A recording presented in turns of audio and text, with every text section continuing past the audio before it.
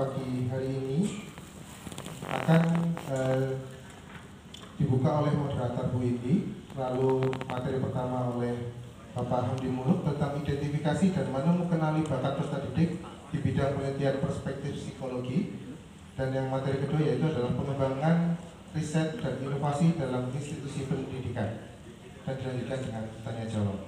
Baik Bapak Ibu, turut kami mengundang untuk ke atas panggung Bu Indi selaku moderator, dan turut mengundang juga Prof. Hamdi Muluk dan Bapak Saifullah Muhammad. Beri tepuk tangan untuk narasumber.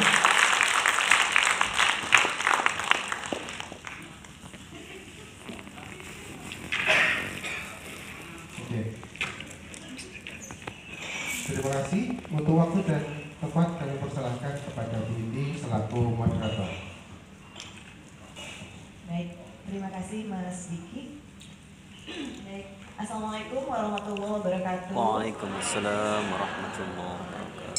Selamat pagi dan salam sejahtera Bapak Ibu semua yang ada di sini. Masih dalam rangkaian OPSI 2024, yaitu Olimpiade Penelitian Siswa Indonesia yang diikuti oleh siswa-siswi jenjang SMP dan SMA dari seluruh Indonesia. Maka BPTI mengadakan seminar nasional dengan tema umum identifikasi, pengembangan dan peningkatan prestasi peserta didik di bidang penelitian.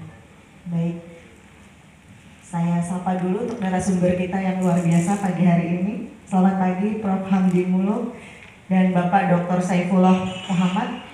Terima kasih Bapak-Bapak sudah bersedia hadir meluangkan waktunya untuk berbagi ilmu dengan kita, terutama untuk Bapak Ibu guru di sini yang punya peran yang sangat penting ya untuk dalam mendidik generasi-generasi muda yang mempunyai bakat talenta seperti yang peserta-peserta OPSI tahun ini gitu ya. Baik, kita langsung saja masuk ke materi pertama. Mungkin ini saya bacakan dulu CV beliau.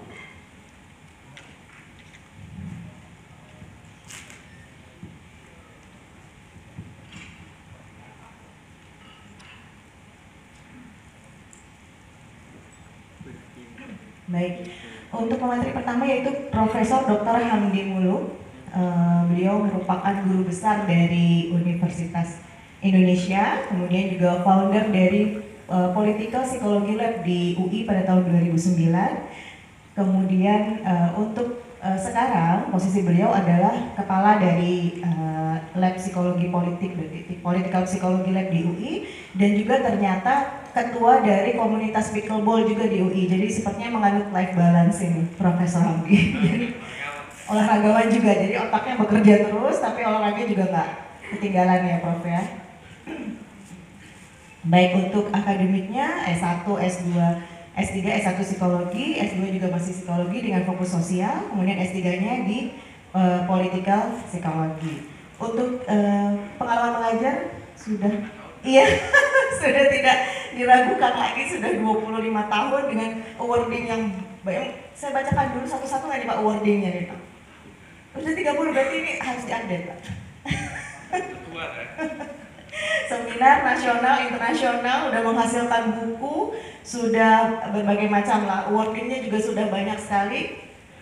Apa salah satunya aja ya saya bacakan, ini ada lecture, ada riset-riset PIC dari climate change, security assessment, kemudian juga outstanding lecturer tahun 2014 ya Pak dari Departemen Psikologi. Baik, kalau gitu waktu dan tempat kami persilakan langsung Prof.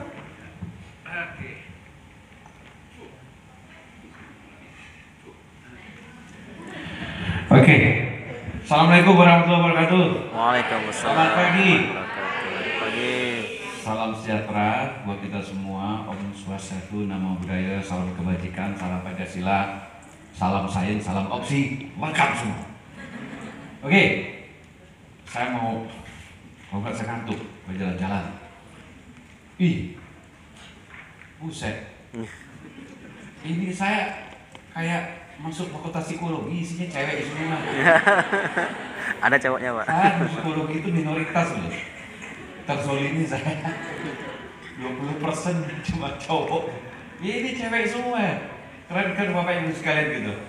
Oke Bapak Ibu sekalian, saya ini prof serius. Tapi bukan profesor maksudnya. Saya provokator. Jadi saya akan memprovokasi Anda untuk menyadari bahwa ini kan guru-guru PBB yang mendampingi opsi ya. Oke, saya mau nanti Anda memprovokasi teman-teman, kolega-kolega Anda sebagai guru untuk ya wis, ayo ini opsi ini kita meriahkan. Slide saya itu cuma isinya nanti kalau ini dibagi aja ke mereka ya. Itu cuma isinya cuma 10 karakteristik kira-kira yang perlu Anda tahu. Bagaimana mengenali kira-kira anak-anak yang kita anggap sebagai punya bakat untuk menjadi scientist in the future. Scholar. Terus 6 langkah yang harus Anda lakukan untuk secara konkret untuk membina anak-anak itu in the future mereka akan jadi scientist. Ya jangan harap mereka akan jadi scientist di usia paling dini ini SMP SMA, enggak. Itu Anda mimpi itu. Riset itu sesuatu yang complicated. Ya kalau orang bicara, my friend, this is rocket science. Rocket science. Kadang-kadang dulu saya suka diremehin, wah psikologi apa sih gitu kan, kurang rocket science. Space science kalau si SpaceX sekarang Elon Musk gitu kan. Oke. Tapi tahu Anda, kan mulainya dari gini dulu. Ya oke. Itu prinsip psikologi. Nah, psikologi dipanggil ini bro, ensis. Kelepasan sekarang nih, bro ensis. Ya, rokensi. Anda bicara rocket science itu 30 tahun yang lalu, tapi sekarang anak-anak itu kan harus disemangati. Ada namanya profesi scientist and researcher. Nah, jadi opsi ini sebenarnya kita bikin dari mulai tahap SMP SMA itu sebenarnya kan memperkenalkan, kalau bisa sih misalnya dari SD, tapi udahlah. Kan kalau ini ya, kalau anak-anak dulu kan saya harus sekolah tanya ke anak kecil, Dek, nanti kalau gede mau jadi apa? Dokter, insinyur, gitu aja. Insinyur itu kan praktisi ya sebenarnya ya. Tapi saya bilang, dokter yang saintis itu namanya orang-orang yang biomedik, yang dia menemukan rantai genom gitu. Jadi bidang medical sciences. Rempong mereka. Udahlah kamu menjadi dokter yang ngapain bisa menakin orang gitu lah. Itu praktisi sebenarnya ya. Tapi kan anak kecil susah dibawa untuk membayangkan, berimajinasi nanti ada profesi namanya scientist, researcher gitu loh.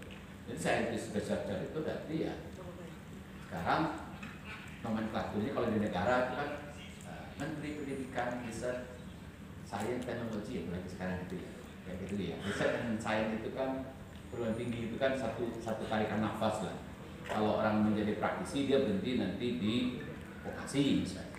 Tapi kalau saintis nanti kan menemukan teori inovasi. Saya kira Bapak Ibu udah paham kan kalau saya tanya gitu kan. Anda pilih mana? Negara kaya sumber daya atau negara kaya teknologi? Kaya teknologi. Ya yes, betul. Itu nggak usah kita bahas lagi. Itu sudah kesimpulan di dunia. Negara-negara maju itu bukan karena sumber dayanya, resourcesnya berlebih. Bahkan negara-negara seperti Jepang kan resourcesnya parah.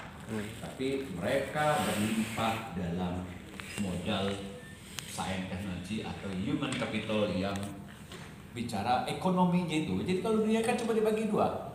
Ada ekonomi berbasis sumber daya, itu cepat habis. Ekonomi berbasis nilai tambah, value added, itu science and technology. Science and technology itu gimana dapatnya? Ya orang riset. Dia riset. Mana kita temukan dari awal. Nah itulah visi misi dari opsi ini dibikin. Oke, bro, lanjut aja. Pak Asrot, ini Asrot. Ini sih, ini mah Saya ambil dari lamannya opsi ini. Lanjut aja. Nah, oke, permasalahan kita kan gini kan, hari ketika kita berkumpul nanya ke saya, terus gimana cara mengenali dari dini anak-anak yang sekarang dari SMA, di SMP, dan kita tahu, oh, oke, terus mereka bakat ini, banyak bakat, ini bisa kita bina ini, kan gitu ceritanya kan, bener gak? Bener lagi, benar dan betul tuh bener ya, ngeles bener. Padahal saya salah ucap sebenarnya. Oke, jadi bagaimana ini provokasi kita hari ini? Lanjut. Nah, saya mengumpulkan kira-kira secara psikologis tadi. Secara psikologis apa? Kira-kira ada 10 karakter lah, 10 ciri-ciri lah kalau ciri-ciri. Ya, oke. Jadi orang-orang, anak-anak yang itu pertama dulu, passion dulu ya. Passion itu dimulai dari rasa tahu, curiosity ya. Ini kalau dalam filosofi of science kan gitu kan ya. What is philosophy? Philosophy start from curiosity. Descartes bilang dari meragu-ragukan. Saya nggak di dunia ini belum tentu benar salah ya, benar salah. Gimana kalau gini? Gimana kalau gitu? Saya ingin tahu ini, saya ingin tahu ini. Semakin tinggi curiosity, oke. Oh, ini anak ini bisa ini bisa kita bina ini, ya. Kalau nggak bisa dibina, dibinasakan. Nah, gitu. Ya itu kalau tentara ngomong gitu Pak. Oh jangan gol-golnya tentara begitu, nggak bina, nggak bisa dibina, dibinasakan. Nah, kita bina aja. Oke, jadi kalau udah ada curiosity, good. Nah, kenali itu dulu. Wah ini anak-anak ini yang pertama ini. Jadi modal itu curiosity. You are curious about everything. Benar gak, Dek? Kamu orangnya curious kan? Kamu gak curious siapa saya gitu kan? Nanti kamu Google, penting dulu. Ya, kamu Google. Terus, kalau sekarang itu saya lagi senang membina pickleball. Jadi kamu nanti ke YouTube, penting dulu komunitas pickleball, keluar semua itu. Oke, ya, but I'm scientist also. Oke, next. Nah, kedua, karakteristik kedua. Jadi anak-anak yang senang problem solving. Jadi pertama dia curious, and then setelah itu dia bilang oke. Oh yes, we have problem. So how do you solve the problem? Ya, dia menikmati challenge, menikmati tantangan, tidak mudah menyerah. Dikasih hal-hal yang complicated, rumit, dia malah tertantang, and then dia mau mencari solusi. That's good. Oke. Ini calon kedua, ini karakteristik kedua ini. Kalau bisa Anda mengenali ini anak-anak, sebenarnya ya, kalau Anda sedikit, nggak usah sedikit ya, nggak apa-apa. Saya nggak tersinggung kalau orang bilang, ilmu psikologi itu apa sih? Ilmu understanding human behavior, sampai in everyday life. Kita lihat, ini anak suka mecahin masalah, saya ingin tahu terus kalau kita sehari-hari itu orientasinya problem solving, saya nggak jadi psikolog pun saya bisa amati. Ini namanya si Michael ini, atau Muhammad, atau Pak Saifullah, Muslim name. Wah ini kayaknya orientasi itu problem solving dulu nih. Saya sebagai guru bisa kenal loh. Oke, nggak perlu jadi belajar psikologi untuk tahu. Psikologi kan belajarin metode of test, nggak usah tes, bisa diobservasi. Oke, saya tahu nih, ini anak suka banget problem solving. Oke, ini calon researcher in the future. Lanjut. Oke, yang ketiga, ayo Mas, Mama, critical thinking. Ya ini, oke. Jadi kalau kita lihat ini anak kritis banget. Ada informasi, dia tanya terus, dia kritik terus, ya dia nggak pernah cepat puas, dia bisa berargumen, oke. Jadi kalau critical thinking itu lari nanti ke argumen. Argumen itu banyak kata-kata yang paling penting sampai nanti orang bikin disertasi. Disertasi kan cuma berkaitan satu, what is your argument? Kalau argumennya nggak bisa dipertahankan, ayo belajar lagi. Nah, bikin lagi yang benar. That's argument. Itu berasal dari critical thinking. Lanjut, 4. Oke. Nah, ini juga. Nah, ini yang anak-anak harus kasih tahu, Pak. Bukan cukup masalahnya dia punya curiosity, dia bisa dia kritis, tapi ini pekerjaan scientific activities itu memerlukan kesabaran, disiplin, tekun gitu loh. Jadi harus mampu, time management juga harus bagus, dan fokus, nggak mencela-mencela gitu loh. Besok kerjaan apa lagi, besok apa? Jadi kalau ini fokus dan ini karakteristik penting. Banyak orang kadang-kadang pintar. Kayak saya kan eleksi S3 gitu kan. 20 tahun udah tahu ini pintar. Tapi susah diatur. Time managementnya jelek. Oke, kita terima apa enggak? Itu debat antara reviewer. Terima enggak? Pintar sih. Cuma time managementnya kacau. Nanti screw up juga. Nggak selesai sekolahnya, S3-nya gitu. Jadi ya kadang-kadang kita harus balance itu. Ya, pintar oke. Atau kalau enggak nanti bisa dibina aja. Itu time managementnya. Lanjut ya. Jadi oke. Nah, ini baca ini penting. Jadi kalau anaknya balas baca repot itu. Ya. Karena nanti pekerjaan saintis itu mungkin agak boring. Karena isi cuma baca literatur review, baca lagi, baca referensi, ya. Nih dari ke-6, dari ke-6 kalau gitu.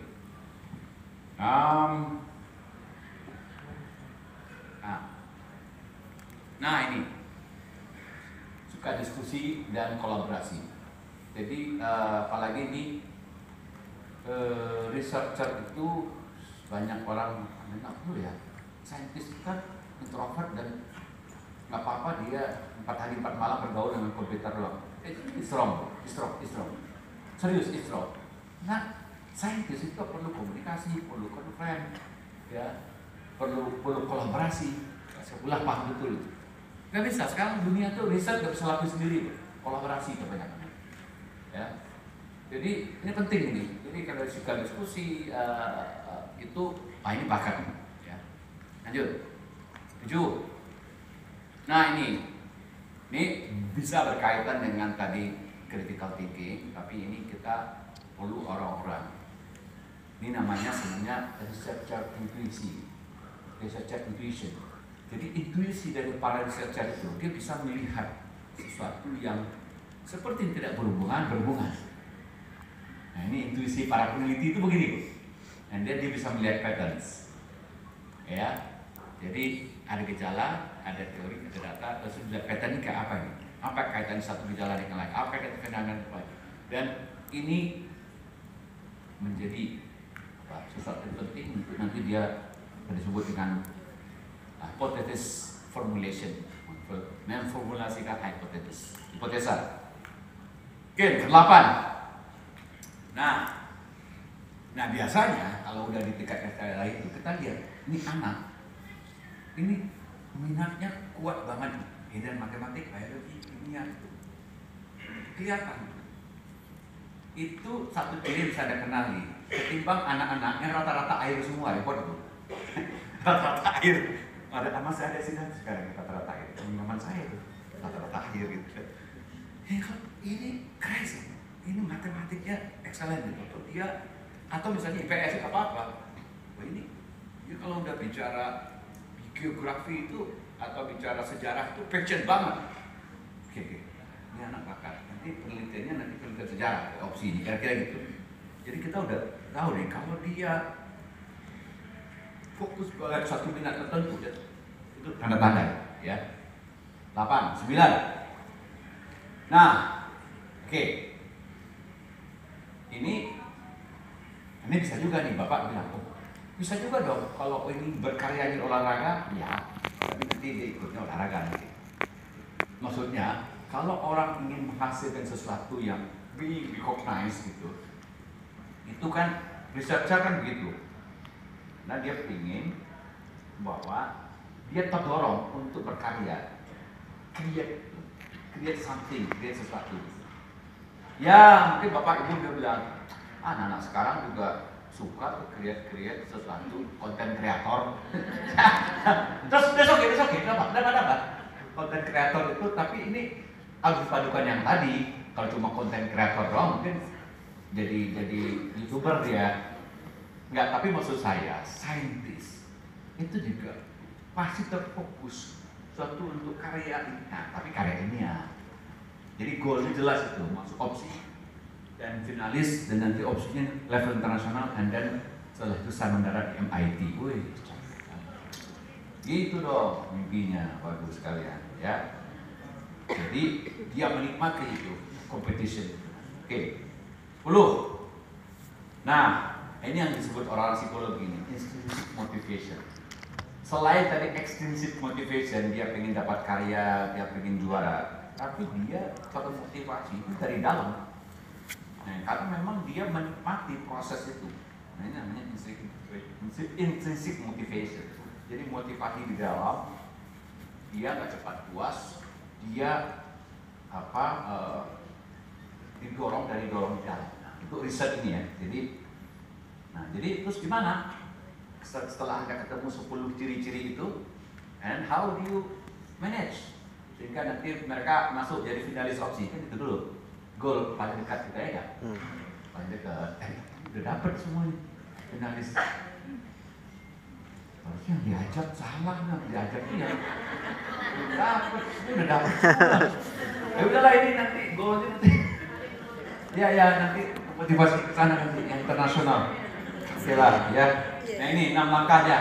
Lanjut, my friend. Nah, oke. Jadi ini artinya ada 2 kata kunci di sini. Setelah kita ketemu 10 karakteristik itu, ya, what should we do? Kalau bahasa kerennya namanya talent management and talent mapping. Tapi kalau bapak kuliah ini 2 SKS pula nanti lama. Saya ringkasin aja ya. Ringkasin aja lah. Ini ceritanya panjang lagi nih. Oke, ringkasin aja lah. Oke, lanjut, bro. Nah ini kira-kira 6 langkah yang kita lakukan. Pertama, initial screening. Kalau sudah di screen, kita mapping. Setelah mapping itu kita kembangkan kemana kompetensi dan minatnya. Setelah itu pikir, nggak bisa. Ini ngomong sama kepala sekolah ini, Pak Wakasek, ini fasilitasnya mana, sumber daya pendukungnya OVO, dana dan seterusnya, nggak bisa. Ya, presiden kita jangan ngomong-ngomong doang ini, nggak bisa ngomong-ngomong doang, harus ada konkret bro. Barangnya mana, fasilitas pendukungnya apa, and then kalau udah itu baru harus ada sistem monitoring dan evaluasinya juga. Oke, setelah itu baru kita membangun career path-nya mau kemana. Itu yang saya bilang tadi, Anda harus bayangin, nanti kalau Anda lulus opsi, masuk perguruan tinggi, habis itu masuk science, S2-nya science gitu, and then PhD, philosophical doctor, di bidang apapun, and then setelah itu Anda menjadi scholar, ya scholar, profesor, itu peneliti, punya paten, ya, syukur-syukur, ujungnya hadiah Nobel. Saintis itu cuma berhentinya nanti Nobel Prize, ya. Saya semua sih saya dapat sih, itu hukum alam ya. Kalau semua dapat Nobel Prize, bangkrut lah. Swedish Academy itu. Habis duit Indonesia dia semua. Ya lah, dipilih lah, namanya kompetitif ya kan. Oke, di situ ujung masa depan Luna. Oke, I told you, ini career path lu kemana? Oke, nah ini yang disebut dengan 2 knowledge management, talent management and talent management. Oke, nah silakannya sekarang talent management ini ditunda Bapak Ibu sekalian, kan gitu cerita. Lanjut. Nah, tidur dia. Oke, bisa screening, bisa pakai inventory. Kalau orang psikologi itu ada tuh inventory minat dan bakat. Kata teman saya gitu, gua kasih bocoran nggak kayak guru-guru. Tapi sebenarnya itu ada yang kalau ada lihat-lihat di internet, ada juga yang free sih kalau Anda mau bikin. Tapi kalau yang license itu only psychologist can do it. Psychologist itu minat bakat. Bisa tahu gitu, dia itu kuatnya di mana. ya kan? Tapi bisa juga screening awal itu observasi Anda sebagai guru kan bisa lihat-lihat, tanya ke orang tuanya. Tadi 10 karakteristik tadi ada nggak sih? Oh, ada. Checklist itu 10-nya ada. Buatnya di sini. Oke. Atau portofolionya kan, saya kumpulin. Ya. Anak-anak itu pernah dapat apa aja, dia pernah prestasi apa dan seterusnya gitu. And then catat. Setelah itu baru di mapping. Lanjut. Talent mapping namanya. Kelompok-kelompokin. Ya. Ini bidang sains, teknologi, matematika, ya.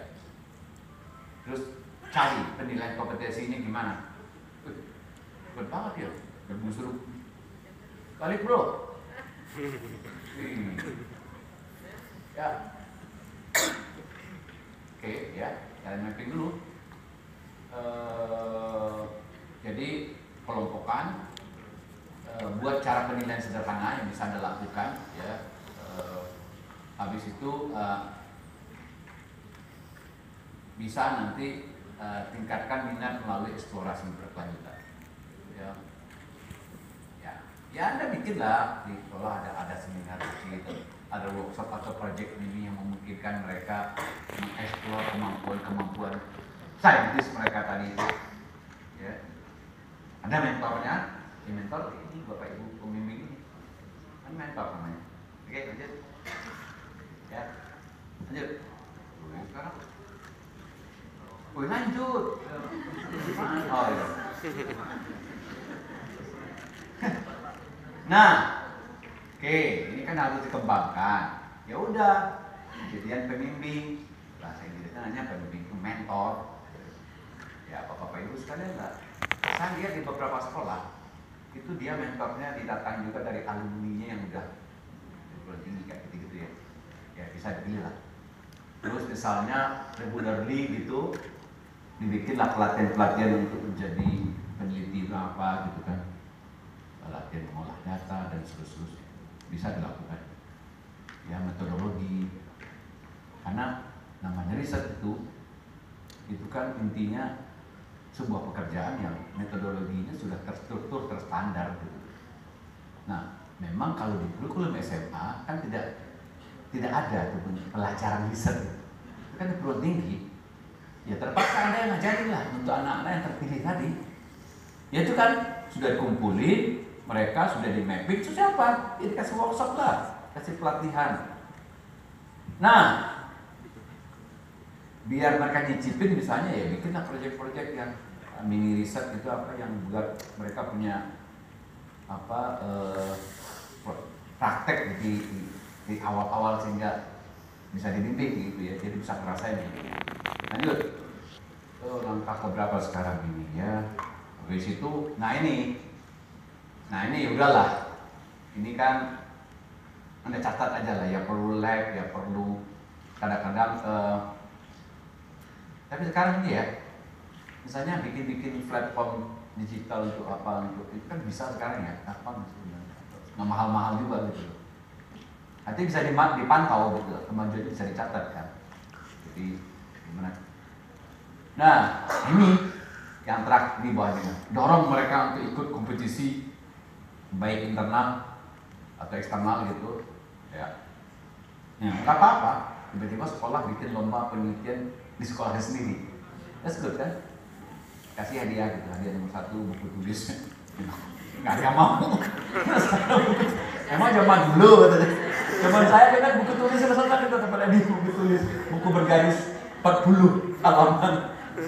Buset, tua banget. Ya gitu-gitulah maksudnya ya. Udah lanjut. Oke.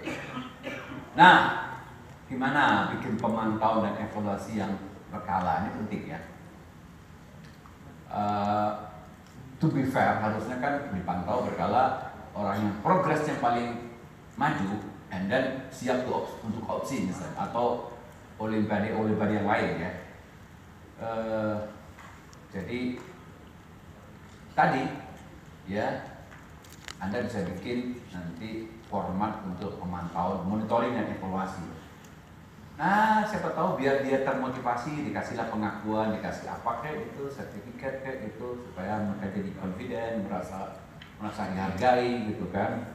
So, ya, lanjut.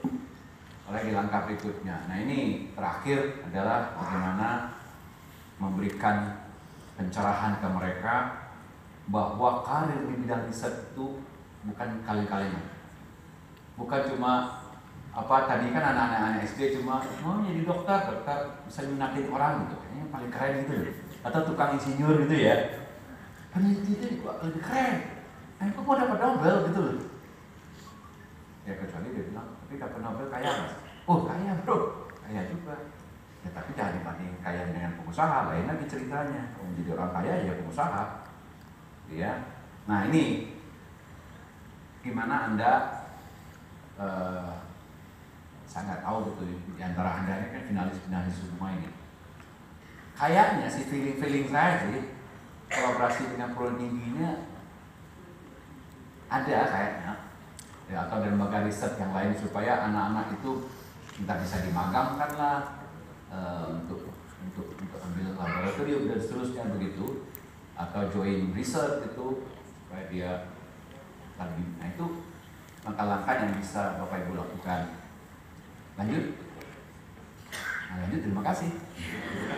Selesai. Cukup kalau silakan. Nanti kita tanya jawab.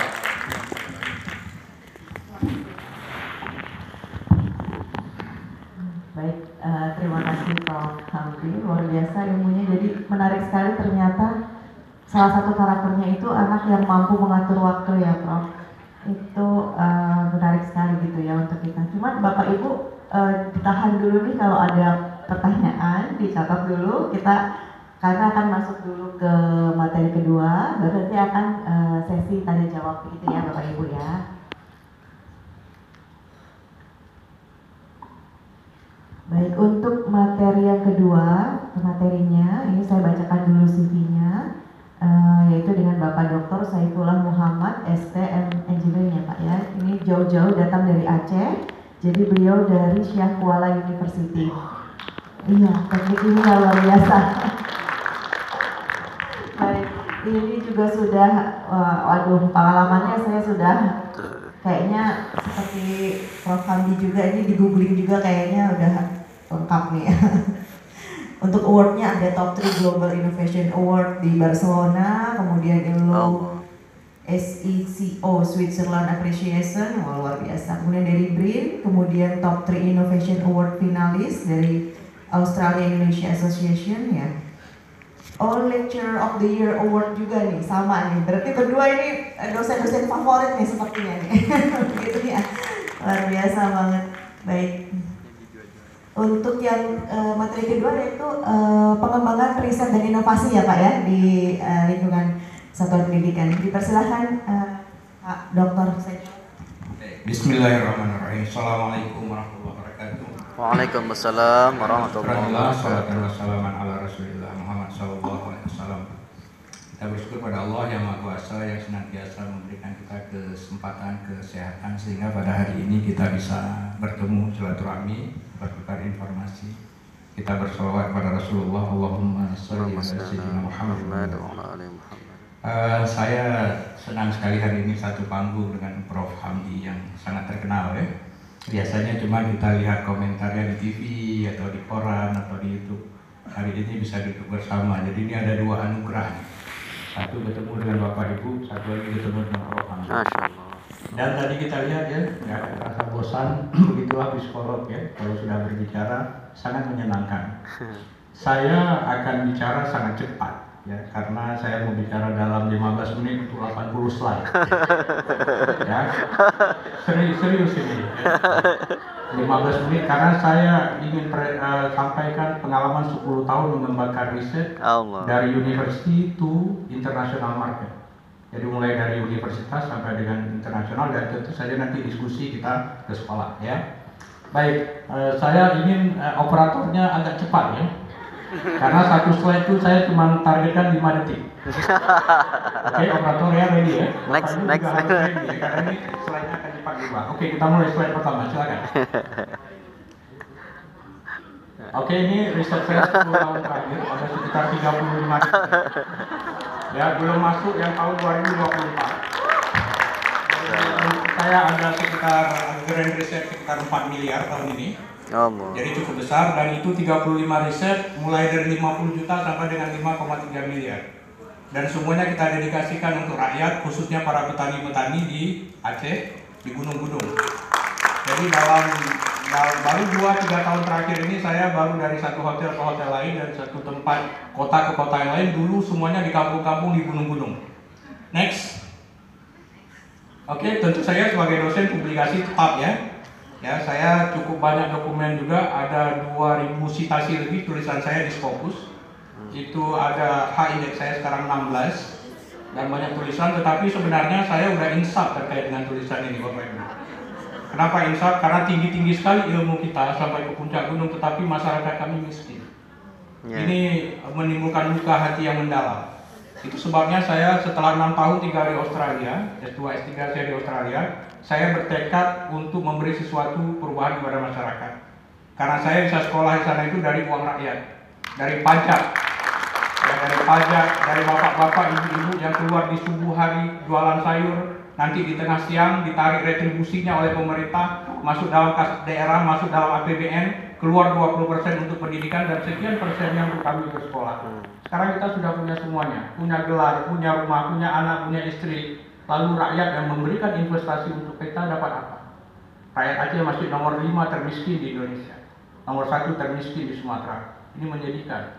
Dan para ilmuwannya sebenarnya banyak, uangnya juga banyak di Aceh. 100 triliun berputar-putar di sana uangnya. Tapi kita tidak cukup ilmuwan itu ya. Ini adalah salah satu kontribusi kita saja kepada masyarakat. Next. Oke, ini saya nggak akan cerita lagi ya. Tadi malam saya pikir pesertanya banyak siswa ya. Jadi saya siapkan beberapa motivasi. Tapi tadi dari Prof. Hamdi kayaknya kan udah lengkap semua itu. Jadi ini saya skip aja. Tapi satu slide ini saya ingin sampaikan. Ini adalah anak yang dianggap idiot oleh sekolahnya, hanya dapat pendidikan 3 bulan di sekolah. Setelah 3 bulan dia dikeluarkan karena dianggap terlalu bodoh. Ya, Thomas Alva Edison. Tapi apa yang terjadi dengan anak idiot ini? Di tangan ibunya, arang menjadi berlian. Dia hanya 3 bulan meniti pendidikan di sekolah, tapi kemudian ibunya, Nancy Matthew Edison yang membinanya dan merubah menjadi anak muda yang ganteng dan bahkan menjadi orang yang tua dan dicatat oleh sejarah sebagai salah satu jenius paling besar yang pernah dilahirkan di muka bumi. Dia memegang 1093 US patent. US patent, bukan Indonesia patennya. Ini luar biasa. Nah, ini menjadi motivasi bagi kita bahwa tidak ada sesungguhnya yang tidak bisa kita kembangkan. Anak idiot saja kalau kita tangani dengan cermat, dengan kasih sayang, deliver everything from your heart, you will touch their heart. Jadi kita bisa merubah sesuatu yang sebenarnya tidak mungkin menjadi mungkin. Next. Oke, ini next saja. Saya mau langsung ya. Oke, next saja. Ini semua sudah disampaikan oleh Prof. Hamdi tadi. Next. Ini tahapan-tahapan riset. Next saja. Oke, kita mulai nih. Coba diputarin. Hidup nggak videonya? Suaranya ada? Ada suara ya? Yeah, at the first time in 2005, just few months after tsunami disaster in Banda Aceh. At that time, a big question in my head, why I was chosen to be a survivor. But now I think I have the answer. We have to continue our life to do innovation and contribution to our community. Thank you very much to Curtin University. We hope with innovation we can increase the prosperity of our community in Aceh. Thank you very much. Ya, itu adalah Innovation Award dari Curtin University Australia. Saya dapat dari 1 dari 10 orang dari seluruh dunia yang diberi penghargaan. Ya, kuncinya adalah kita ingin meningkatkan kesejahteraan masyarakat dengan inovasi, dengan berbasis riset. Apa yang kami lakukan sehingga kita dapat penghargaan? Ini di video 1 menit berikutnya. Next. Ini yang kami lakukan. Ya, dari University to International Market.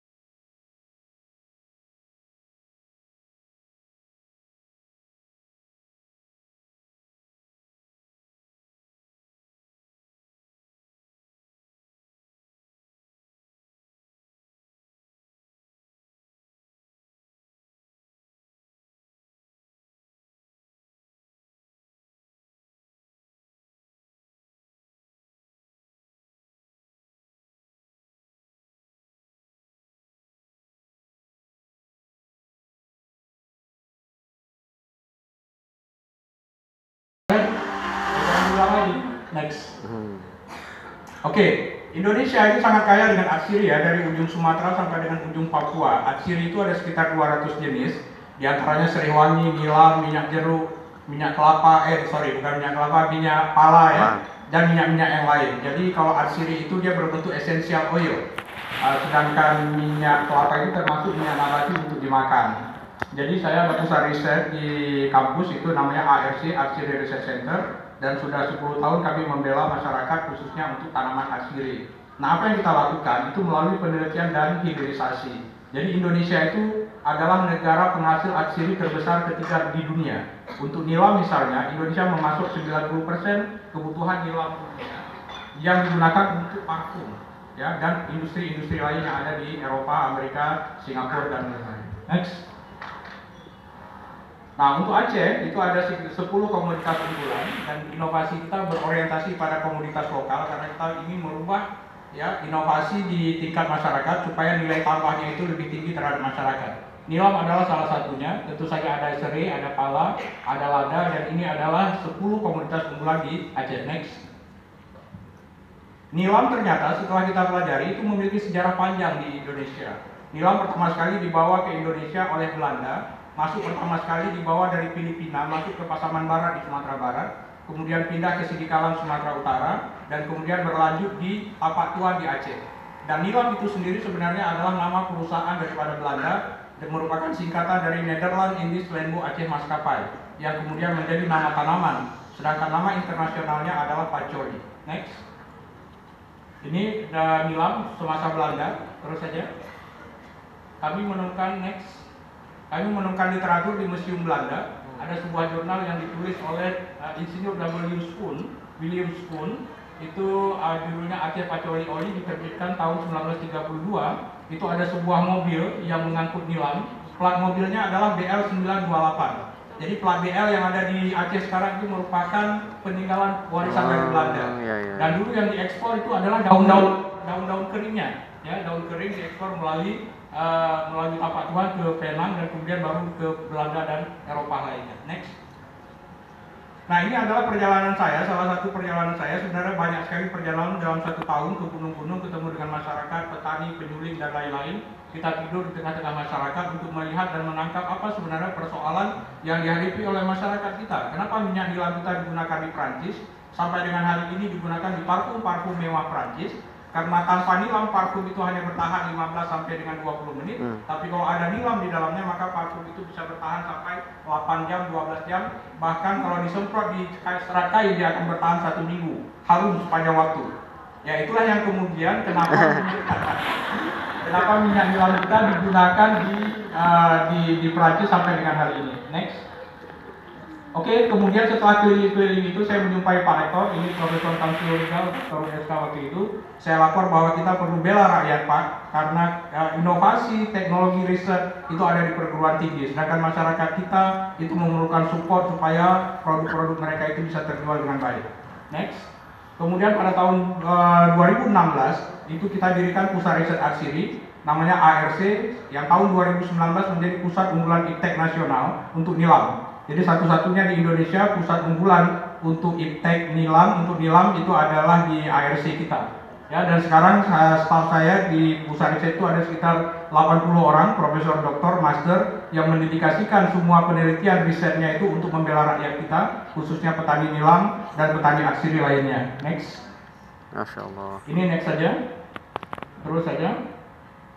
Kita buat ada beberapa ini ya, roadmap kelembagaannya. Kemudian next, ini roadmap risetnya. Jadi kalau kita mau mengerjakan sesuatu berbasis penelitian, kita perlu buat roadmapnya ya, untuk sekian tahun kita mau mengerjakan apa.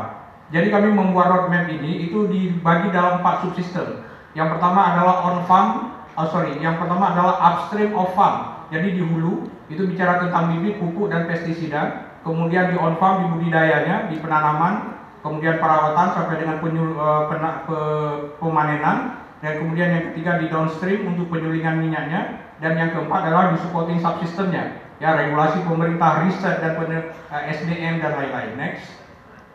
Nah, ini master plan yang kita punya dari hulu ke hilir yang tadi saya jelaskan. semuanya kita definisikan. Dulu ketika ini kita buat ini semuanya mimpi Bapak Ibu sekalian. Tapi hari ini dengan bangga saya sampaikan semua mimpi itu telah terwujud. Masya Allah. The dream has become true. Saya akan perlihatkan. Next. Ini roadmap sampai dengan 2030. Jadi kita perlu buat perencanaan. Kita perlu konsisten. Untuk menjalankan suatu penelitian kita perlu komitmen. Dan kemudian menindaklanjutinya dengan konsistensi. Without commitment you never start. And without consistency you never end. Tanpa komitmen kita tidak akan pernah memulai. Tanpa konsistensi kita tidak akan pernah menyelesaikan. Jadi komitmen dan konsistensi plus tentu saja karakter-karakter yang lain seperti kesabaran, daya kritis dan lain-lain yang tadi sudah dipaparkan oleh Prof. Hamdi itu menjadi sangat kunci ya, kata kunci untuk kita melanjutkan penelitian ini. Next. Oke, kemudian kita turunkan dalam bentuk 100 program dari roadmap itu. Next saja. Next lagi. Nah, ini kami bergerak cepat. Setelah banyak pakar, kita kemudian melakukan intervensi mulai dari hulu. Kita buat pembibitan ya. Kita misalnya buat di semua kabupaten pembibitan, misalnya di Tamiang. Saya kasih contoh Tamiang, tahun 2019 kami kirim 2000 stek bibit ke Tamiang, Kabupaten Tamiang. Dan kemudian kita datang ke sana membina masyarakat. Dan Bapak Ibu sekalian, sampai dengan hari ini petani-petani di sana itu menjual bibit sampai dengan ke Pulau Buru, ke seluruh Indonesia. Jadi rahasia untuk membina masyarakat adalah apa yang kita ajarkan kepada mereka, baik riset dan lain-lain, itu harus jadi uang. Masyarakat kita itu nggak perlu tinggi-tinggi kali penelitiannya, tetapi dia hari ini dia punya produk, hari ini dia bisa dapat uang karena mereka hidupnya day by day. Ya. Jadi nanti kita bina mereka. Next. Oke, kemudian kita intervensi juga di riset di budidaya. Ya, kita kembangkan apa yang disebut dengan sistem vertigasi. Vertigasi itu adalah fertilisasi irigasi. Next. Next, kita dapat dana dari BRIN untuk mengembangkan ini. Kita kembangkan juga teknologi penyulingannya. Bapak Ibu bisa lihat di sini bagaimana minyak nilam kemudian disuling dengan dipanaskan dengan steam kita dapat minyaknya. Ya, dulu waktu kita pertama intervensi harga minyak nilam 300.000 per 1 kilo. Padahal di Prancis sana satu tetes parfum itu harganya jutaan. Ya, tapi hari ini harga minyak nilam per 1 kilo adalah 2.300.000 rupiah. Dan itu mengalir semuanya untuk rakyat kita. Yang mengalir untuk rakyat kita. Dan dari 4 kabupaten yang tanam nilam di Aceh, hari ini sudah 17 kabupaten kembali tanaman nilam. Jadi demikian berdampak apa yang kita lakukan terhadap masyarakat. Next. Kita kembangkan teknologi purifikasi. Ini adalah rahasia kenapa nilam bisa dijadikan parfum, Bapak Ibu sekalian. Kita riset 3 tahun. Ya, sebenarnya teknologinya nggak terlalu dalam juga. Ini namanya molecular distillation and fractionation. Mahasiswa saya semester 3 itu sudah bisa menguasai teknologi ini. Tapi tidak digunakan selama ini. Yang menggunakan adalah Singapura, Perancis, Amerika. Jadi minyak nilam kita dari Aceh ke Medan, Medan Singapura, Singapura ke Perancis, Perancis ke Amerika, Amerika ke Kanada. Putar-putar, Kanada ambil dari Amerika, Amerika dari Perancis, Perancis Singapura, Singapura Medan, Medan Aceh. Siapa margin yang paling tinggi? Itu adalah middleman tadi. Rakyat kita mendapatkan margin yang paling rendah. Kami lakukan hilirisasi. Saya lakukan riset 3 tahun Bapak Ibu sekalian. Ya, untuk molecular distillation dan kemudian kita bisa mendapatkan pacoli minyak nilam yang setara dengan yang dibuat oleh Amerika, setara dengan dibuat oleh Perancis, setara dibuat oleh Singapura. Jadi kami sekarang mendapatkan high grade pacoli yang hilirisasi risetnya itu kita lakukan di Indonesia sendiri, di negeri kita sendiri. Ya, next. Nah, ini yang tadi saya bilang. Kalau minyak nilam rakyat itu yang warna hitam paling sebelah kiri. Ya, paling sebelah kiri itu minyak nilam rakyat. Yang di sebelah kanannya itu adalah semua produk nilam yang sudah kita purifikasi. Kalau untuk parfum berarti pacoli alkoholnya kita tingkatkan sampai dengan 60%. Sehingga kalau kita semprot, maka dia akan mengintervensi kesetimbangan titik uap senyawa volatil dan menyebabkan long lasting parfum itu. Ya, kalau kita gunakan untuk skincare, ya kami punya produk skincare, ya untuk serum anti aging, untuk moisturizer dan lain-lain. Kalau ibu-ibu pakai itu tambah glowing. Bisa dibeli di Shopee, saya akan perlihatkan. Ini adalah hasil hilirisasi riset, penelitian bertahun-tahun ya yang kita lakukan dan ternyata kita bisa. Kenapa tidak bisa? Next. Nah, ini zat-zat kimianya. Kebetulan saya teknik kimia ya. Saya teknik kimia itu zat-zat kimia kita identifikasi semua dengan sebuah peralatan yang harganya 2 miliar, namanya GCMS, gas chromatografi mass spectroscopy. Ya, lebih dari 2 miliar pun harganya. Kita identifikasi zat-zat apa aja yang ada di situ. Jadi kita bisa deteksi ini tujuannya untuk apa. Nilam setelah kita teliti ternyata bisa untuk anti stres. Nah, ini bagus sekali di Prof. Hamdi. Nanti saya ada produk anti stres. Kami punya mahasiswa PhD, doktor, Ya, S3-nya itu tentang anti-depresan daripada minyak nilam. Allah. Dia antibakteri, antivirus, anti obat luka, untuk skincare, kulit gatal-gatal, ketombe, jerawat, dan lain-lain. Yang selama ratusan tahun dipergunakan oleh negara luar mengeksploitir sumber daya kita, tapi nilai tambahnya tidak untuk negara kita. Kenapa demikian? Karena mereka hebat sekali penelitian, riset, dan inovasinya. Tapi hari ini kita bisa melakukan itu. Next. Next saja. Terus, kalau hasil-hasil riset banyak sekali ya. Boleh dicek nanti di publikasi-publikasi kita tentang nilam, bahasa Inggrisnya Pacoli. Itu banyak sekali, ini saya scan aja hasil risetnya. Next. Terus. Ya, terus lagi next. Terus lagi. Next. Oke, stop sebentar, balik. Nah, ini adalah rahasia daripada teknologi yang kita kembangkan. Saat ini kalau dulu kita hanya memiliki satu jenis minyak nilam, tapi sekarang kita punya 4 jenis minyak nilam. Ada yang langsung kita ekspor. Ya, ada satu desa di Kecamatan Tripejaya, Gaya Lues. Kita bina petaninya dari 6 desa, ada 282 orang petani. Kita bina bagaimana dia menanam, bagaimana dia panen, dia memilih dan lain-lain. Sekarang dari desa tersebut telah 22 kali ekspor, Bapak Ibu sekalian. Satu kali ekspor 800 juta dan semua uangnya itu mengalir untuk rakyat kita. Allah. Ekspor yang terakhir itu tanggal 15 Oktober 2024. 15 Oktober 2024 baru saja nilai ekspornya 3,2 miliar. Oke, nanti saya perlihatkan. Nah, yang kedua minyak nilam kita itu ada yang hybrid untuk parfum. Sayang sekali tas saya tinggal di kamar, kok nggak saya semprotin parfumnya. Oke, itu yang kedua untuk parfum, yang hybrid Pacolinya 60%. Kemudian yang ketiga untuk serum anti-aging. Tahun 2022 kami didanai oleh pemerintah melalui Kedereka. Kita buat anti-agingnya dan sekarang sudah bisa dibeli di Shopee. Mereknya Elgina. Ya, diproduksi oleh PT Fokustindo Cemerlang dari Bogor. Industrinya di Bogor, tetapi bagi hasilnya 20% untuk Universitas Syahkuala. Dan kita mendedikasikan itu untuk 34.000 mahasiswa kita. Yang tahun lalu 1.000 orang nggak bisa lanjut kuliah gara-gara tidak ada uang. Jadi riset inovasi sekarang menjadi income generating untuk kampus. Next. Kita punya rumah produksi, kita buat rumah produksinya supaya anak-anak muda kita yang membuat produk tidak ditangkap, dan ini standar BPOM. Jadi keluar dari rumah produksi ini dapat izin BPOM. Ya. Kalau Bapak Ibu mau buat brand sendiri, oke, kita bicarakan bisnisnya. Next. Nah, ini cara parfum, bagaimana cara buat parfum, nanti boleh japri saya ajarkan caranya. Next saja. Next saja. Terus lagi, nah ini untuk anti-aging. Serum anti-aging. Ada 2 serum anti-aging kita, Elgina dan Biona. Kedua-duanya sekarang sudah komersial. Yang Biona itu tahun 2023 menjadi startup BRIN terbaik nomor 1 di Indonesia. Tahun 2023, boleh baca di koran. Yang Elgina yang sudah kita launching itu satu produk serum anti-aging, dan tanggal 10 bulan ini tanggal berapa? 6 ya? 4 hari lagi kita launching 3 produk lagi di Jakarta atas permintaan PT Fokustindo. Jadi kita keluarkan krim siang, krim malam, moisturizer. Ini pasti tahu. Next. Oke, saya mau cepat dikit lagi. Kita lakukan uji klinis. Jadi di pusat riset ARC itu sampai dengan dokter ahli kulit, ahli farmasi, ahli kosmetik ada. Karena kami ada 80 orang para peneliti yang bergabung di pusat riset Arsiri. Jadi kita nggak bisa sendiri, nggak bisa top kali kita nih teknik kimia sendiri, nggak bisa Bapak Ibu sekalian. Itu yang tadi di highlight oleh Prof. Hamdi, collaboration. Ya, kita nggak bisa sendiri. Kita harus seperti tiang-tiang ini, apa megahnya gedung ini, tiang-tiang ini hebat sekali. Tetapi di balik tiang itu semua orang tahu bahwa ada besi di dalamnya. Ada kerikil di dalamnya, ada pasir di dalamnya, ada semen, ada air, bahkan air sudah hilang bentuk, remuk entah kemana. Dia korbankan diri dia demi sebuah persatuan untuk menjelmakan tiang beton.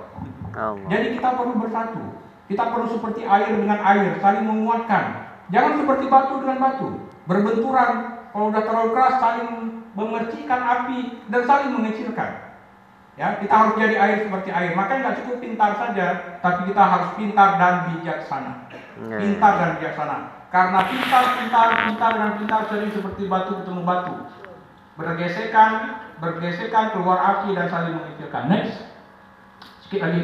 Oke, ini kita lakukan uji klinis ya, di tes. Misalnya yang serum anti-aging kita itu terbukti bisa meningkatkan elastisitas kulit 64%. berbanding yang produk komersial hanya 58%. Dia juga mengekspor kolagen, ya 22% berbanding yang 19%. Lalu beri, ini hasil riset dari sumber daya lokal kita yang awalnya dilakukan oleh adik-adik yang mungkin ikut kompetisi opsi ini. Ya harusnya para mahasiswa anak-anak ini lihat supaya riset-riset ini sebenarnya bukan perkara yang sederhana, tapi ini akan berkelanjutan dan akan merubah keadaan bangsa kita di masa depan. Next, sedikit lagi. Oke, saya sekarang punya 30 hak kekayaan intelektual, Bapak Ibu sekalian. Saya pegang 30 haki untuk ini, ya. Dan sekarang sebahagian besar sudah kita komersialkan. Kami punya 2 store sekarang, punya 2 toko. Ya, nanti saya perlihatkan. Next saja. Ini beberapa suratnya, misalnya paten, haki dan lain-lain. Contoh saja, kita punya 30 ini. Terus. Oke, next saja. Ini next saja, next. Terus. Nah, ya balik dulu. Nah, apa yang kita lakukan menarik beberapa perhatian para pejabat ya. Udah ada 3 menteri yang datang ke tempat kita, termasuk Pak Teten sudah 2 kali datang. Beliau cukup bangga dan beliau termasuk yang melepas ekspor pada tahun 2023. Juga Pak Menteri Bambang Brojonegoro pernah datang ke tempat kita. Kemudian ada Pak Prof Natsir ya, ketemu di Jakarta. Next. Oke, ini Elgina yang tadi di launching untuk serum anti aging. Next. Sudah komersil. Ini strategi pricing. Next saja. Terus saja. Lagi. Terus. Ya, ini toko kita di Banda Aceh. Ini semua produk hasil riset Bapak Ibu sekalian. Sudah seperti The Body Shop. Ratusan juta per bulan lakunya. Ya, ratusan juta dari hasil riset, hasil penelitian kita. Dari apa? Dari minyak nilam yang ditanam oleh masyarakat kita di gunung-gunung yang dulu hanya bisa diproduksi di Prancis, tapi hari ini kita bisa buat di dalam negeri kita sendiri. Next. Ini toko kita yang kedua di Pulau Sabang. Ya, di Pulau Sabang, kawasan wisata di Sabang, kita sudah ada toko yang kedua, ini juga lumayan. Next. Ini yang tadi saya bilang. Di Kabupaten Tripejaya, di Gaya Lues, Tripejaya ada 282 petani. Sampai dengan hari ini sudah 22 kali ekspor. Dan masyarakat sekarang sangat senang bahwa harga minyak nilam mereka itu cukup bagus harganya sekarang. Next. Ini pelepasan ekspor yang setahun sekali kita lepas di Banda Aceh Bapak Ibu sekalian. Tahun 2022 dilepas oleh Pak Rektor Menteri Keuangan, 2023 oleh Menteri Koperasi Pak Teten. Ini yang ini Pak Teten ya. Nampak kan? Yang pakai kopiah.